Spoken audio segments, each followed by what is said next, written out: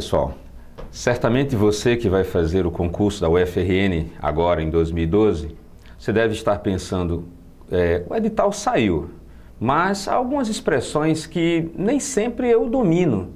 Então quem pode me explicar isso? Que luz eu posso ter, né, para que a informação fique mais clara? Então essa é a nossa intenção hoje.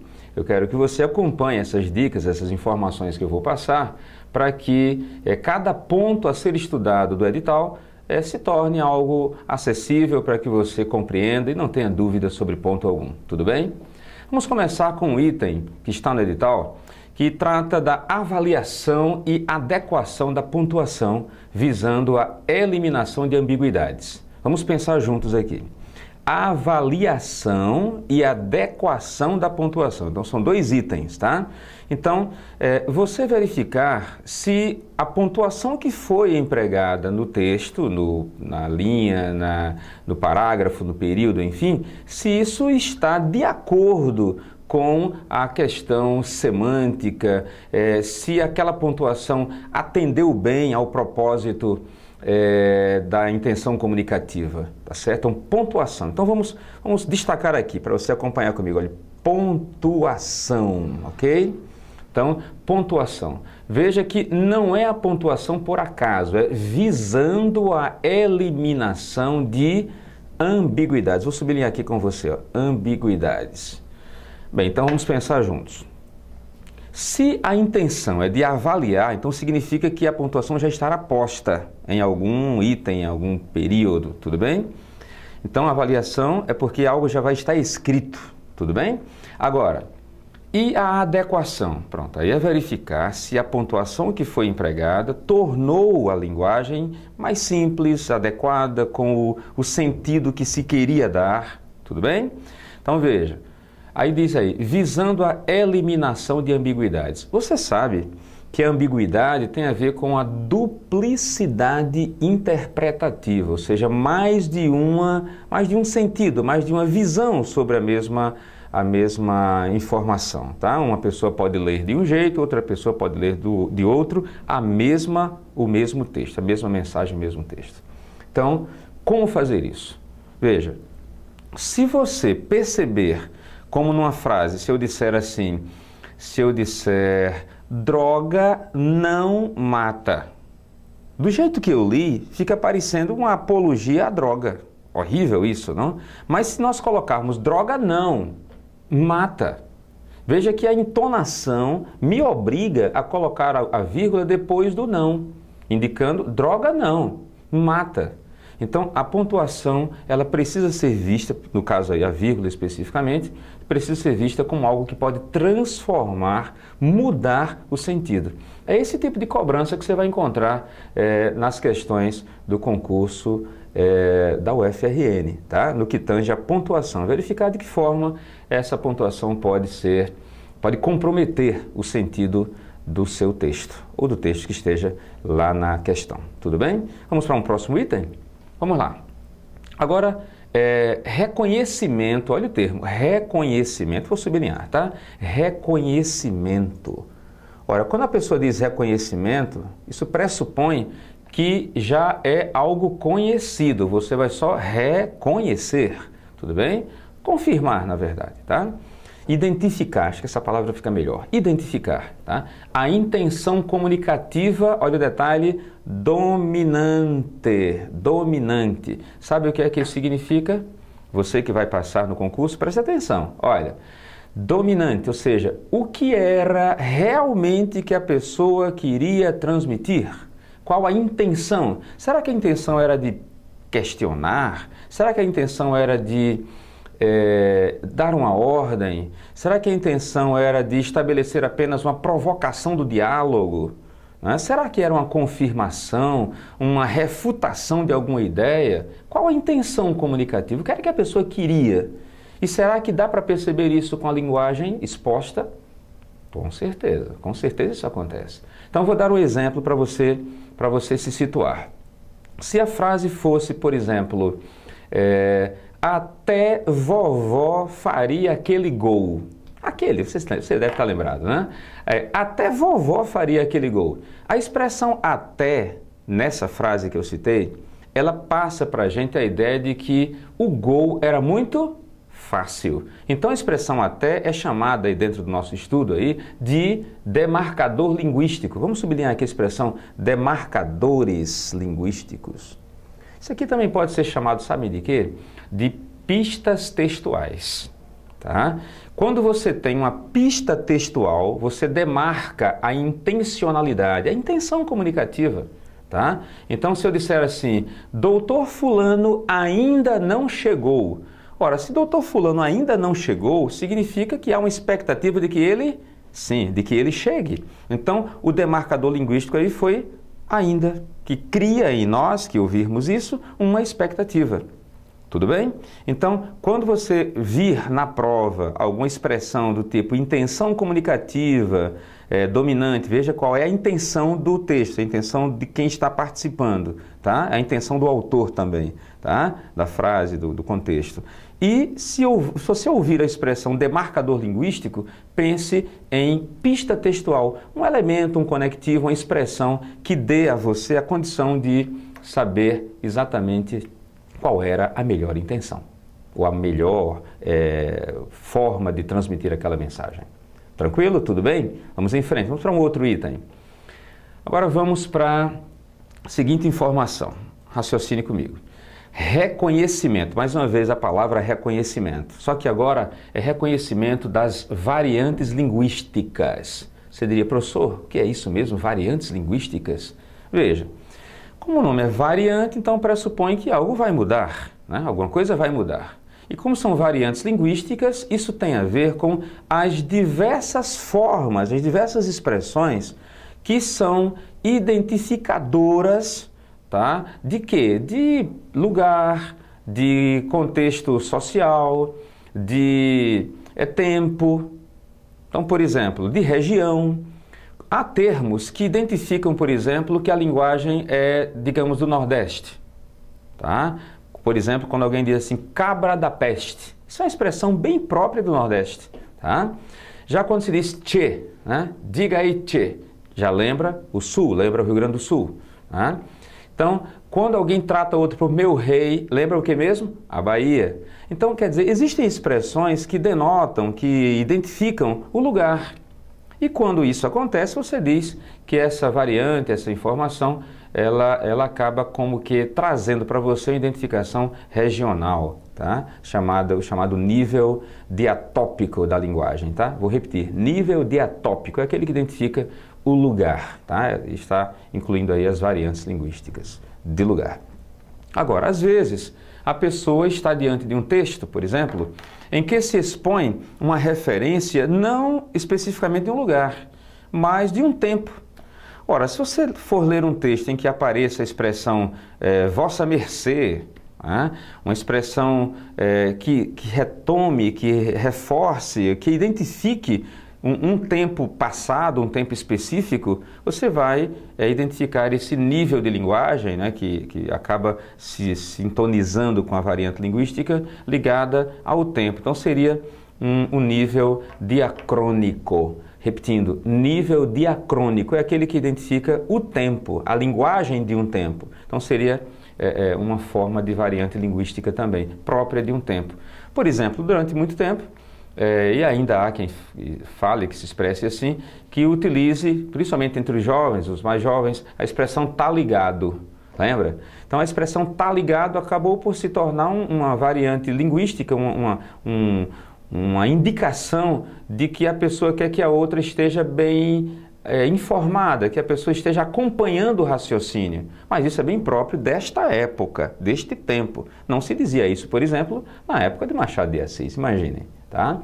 Agora, também existe uma outra variação, que é quando, veja bem, já falamos a variação quanto ao tempo, né, que seria diacrônica, né, o nível diacrônico, e existe também a variação diatópica, que é do lugar. Mas existe uma outra variação, que é quando a linguagem, ela identifica o grupo social. Você já observou que quando os surfistas estão conversando, né, estão interagindo, eles usam a linguagem quase que um código, né? Expressões do tipo howle, né? Dropar, né? Caldo, vaca, são expressões bem próprias de surfistas. Então é uma linguagem que permite uma interação entre eles. E quando isso acontece, ou seja, quando a variação linguística, quando o nível está ligado, sobretudo, a uma situação de grupo social, se chama isso aí de nível diastrático. Repetindo, nível diastrático é aquele que revela, que identifica uma linguagem própria de um grupo social. Assim como existem também expressões que são próprias dos médicos. Você já percebeu que médico não diz que alguém morreu? Não é esse o termo que eles utilizam. Os médicos utilizam a expressão que alguém foi a óbito. Essa é uma linguagem própria, normalmente, do médico, a linguagem médica. Tá? Então, assim como existem expressões próprias da área do direito, da área da engenharia. Então, essas linguagens, essas expressões que identificam um grupo social, um grupo profissional, um grupo específico, nós chamamos isso aí de variante linguística ligada ao nível diastrático. Tudo bem? Então, vejam, sempre que pensar em variante linguística, pense em formas distintas de linguagem. Tá bom? Só que logo a seguir, nessa mesma tela, você encontra a expressão gênero, né? Vamos destacar aqui, tá? Já falamos sobre variantes linguísticas, tá? E agora gênero textual. Veja, gênero textual, você deve lembrar o seguinte, tá? Será que o gênero é narrativo? Será que o gênero é descritivo? Será que o gênero é dissertativo? Que tipo de gênero o texto está me apresentando? Será que dentro do gênero dissertativo eu encontro, por exemplo, digamos, se for dissertativo, será que eu estou lendo um artigo de opinião? Será que eu estou lendo uma carta argumentativa? Então, essa identificação, esse reconhecimento pode ser cobrado para você na hora do concurso, tudo bem? Então, gênero tem a ver com o tipo de texto. Fica mais fácil assim, não fica? Gênero textual, entenda como o tipo de texto que vai ser apresentado, de maneira macro ou de maneira mais específica, tudo bem? E ainda o público-alvo, isso é importante. Por quê? Vamos destacar aqui. Público-alvo, fazer assim, pronto, tudo bem? Público-alvo, o que é isso, pessoal? Ora, dependendo desse público-alvo a que a mensagem esteja sendo dirigida, você vai ter uma forma de abordar. Por exemplo, se o texto for direcionado a crianças, claro que o texto vai precisar usar uma linguagem mais infantilizada, mais simples, sem tantos rebuscamentos. Aliás, sem rebuscamento algum, porque tem que ser simples, né? Agora, se for para um público, por exemplo, de empresários, então o texto tem que ter uma linguagem mais técnica, mais específica para aquela área da empresa. Se for para um amigo, então já muda, o tratamento também. O tratamento utilizado, o vocativo empregado, tem que ser de acordo com o público-alvo. Até o horário em que se passa uma mensagem publicitária, por exemplo, tem que ser de acordo com aquele público que esteja assistindo, por exemplo, a programação. Você concorda comigo? Então, esse tipo de abordagem, o edital está querendo saber se você está sabendo, se você está acompanhando. Tudo bem? Então, reconhecimento das variantes linguísticas e sua adequação ao gênero textual e ao público-alvo. Esse item é importante e você vai precisar saber dele na hora da prova. Tudo bem? Vamos para um outro item para você também ficar bem informado. Identificação do tipo textual. Veja, tipo textual a gente acabou de falar, lembra? Tipo textual. A partir de elementos gramaticais. Aqui é que está o diferencial.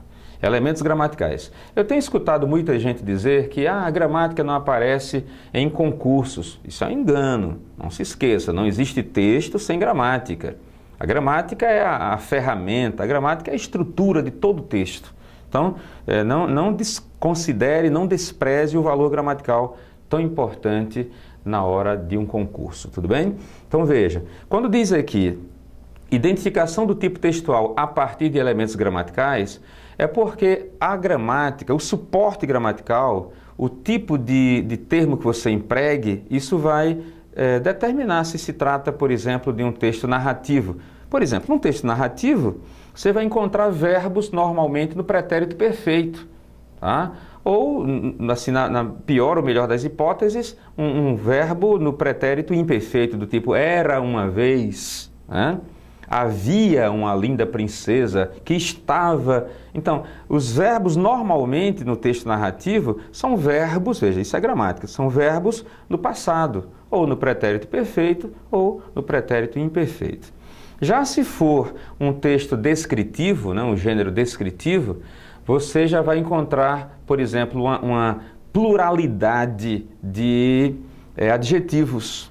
Então, a classe gramatical adjetivo vai estar mais presente, né, na hora de um texto descritivo. Por quê? Porque a intenção da descrição, como você já sabe, é criar, para quem esteja lendo, uma imagem, uma concepção imagética, tá certo? Para que a pessoa, após a leitura, conceba uma imagem.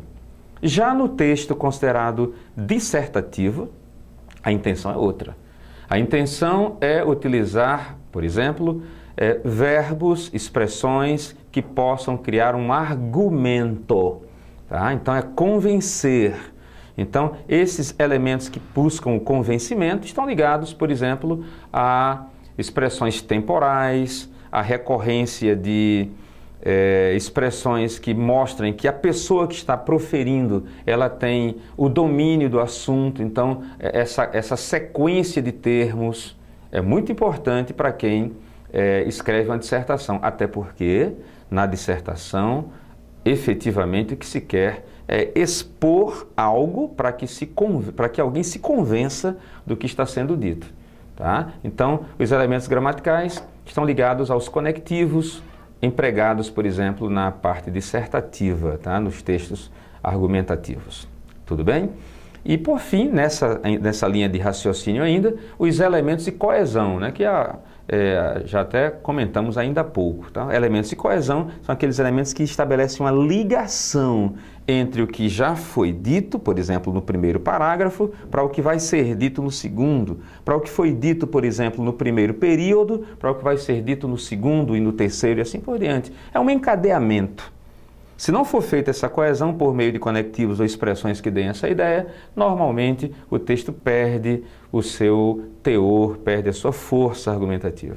Então, é isso que se quer cobrar de você no concurso. Não se esqueça, estude os conectivos, estude a forma com que o autor pode ou pôde se expressar para que chegasse bem ao seu entendimento. Tudo bem? Vamos ver agora mais um item? Veja, estabelecimento de relações intertextuais. Olha só o que é isso. Vamos destacar aqui. Intertextuais. Eu não sei você, mas quando eu escuto a expressão intertextuais, eu me lembro, sabem de quê? De intertextualidade, ou seja, a relação que existe ou possa existir entre os textos. Ora, às vezes, você está lendo um texto, ouvindo uma música, vendo um filme, enfim, em alguma situação, e você relaciona o que você está vendo, lendo naquele momento, com algo que você já conhecia. Então, essa concepção, essa capacidade de você relacionar um texto conhecido a um texto desconhecido ou vice-versa, isso é importante para a compreensão do texto, para a compreensão geral. Tá? E, além disso, o emprego das classes de palavras. Ora, as classes de palavras você sabe bem quais são, né? Existem aquelas classes variáveis, né, que são artigos, adjetivos, que mais? Numerais, pronomes, substantivos, né, verbos. Então, são as classes gramaticais que variam. Mas existem as classes gramaticais que não sofrem variação. De maneira geral, são os advérbios, né, que não variam quanto ao gênero nem quanto ao número, podem variar até quanto ao grau, mas quanto ao número não. Ou melhor, quanto ao grau, eles podem variar, tá certo? Você pode, por exemplo, dizer assim, ele chegou cedo. E se você quiser dar uma intensidade para isso, você vai dizer, ele chegou cedíssimo. Então, cedíssimo é uma variação de cedo. Então, é a única forma de variação para o advérbio.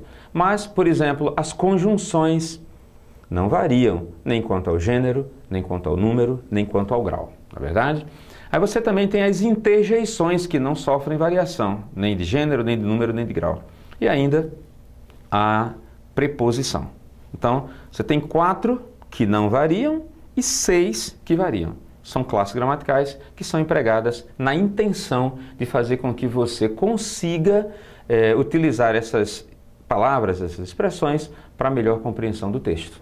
Tá bom? Então, na hora em que você for fazer a prova, não se esqueça, tá? Relações intertextuais tem a ver com o que é que um texto tem a ver com o outro, o que é que uma mensagem tem a ver com outra, como é que você pode relacionar o conhecido ao desconhecido ou o desconhecido ao que você já conhece.